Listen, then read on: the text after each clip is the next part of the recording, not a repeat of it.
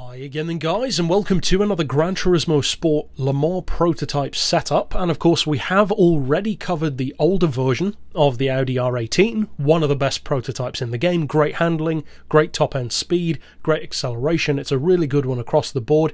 This one, it's not quite as dominant as that car, most definitely, but it is very good around corners. And I would say potentially the best thing about this one, the 2016 version, is how forgiving the handling manners are. It's got a ton of grip. You can really feel the hybrid system helping the front end when you leave corners.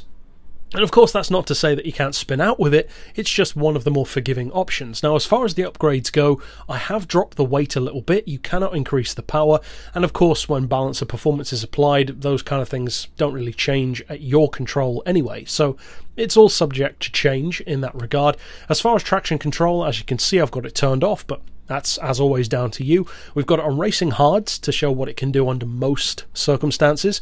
It will, of course, be quicker if you put it on mediums or softs, again, depending on the driver. As far as suspension, we've got the ride height on 70mm and 90mm. As far as frequency, 4, then anti-roll on 6 and 5, with 56 on the compression side of the dampers, 85 on the rebound, with neutral camber and neutral toe once again. Of course, at Le Mans, especially without the chicanes, but I would actually say with the chicanes as well, because it's still a very high-speed track, you want the lowest downforce to get the best top-end speed out of it. And of course, for different tracks, if you want even more grip, then you'll need to change that as and when. And then as far as the gearbox, well actually not the gearbox yet, the diff I should say, I've got it on 10 for initial torque, but only on the front. I've got it on, as you can see, 5 for everything else.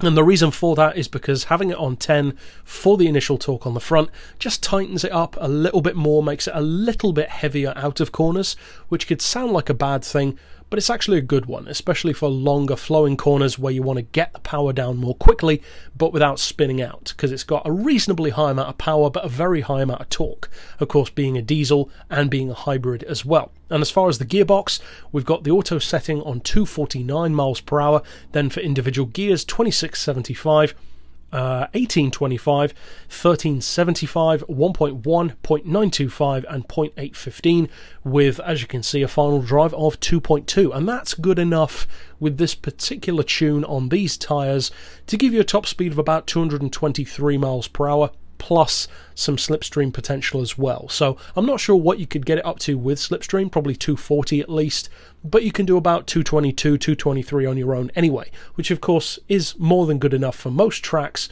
and it's more the low-end acceleration that this one is really good for anyway. So that's it for the tuning setup side of things. Now of course what you want to see is what it can do.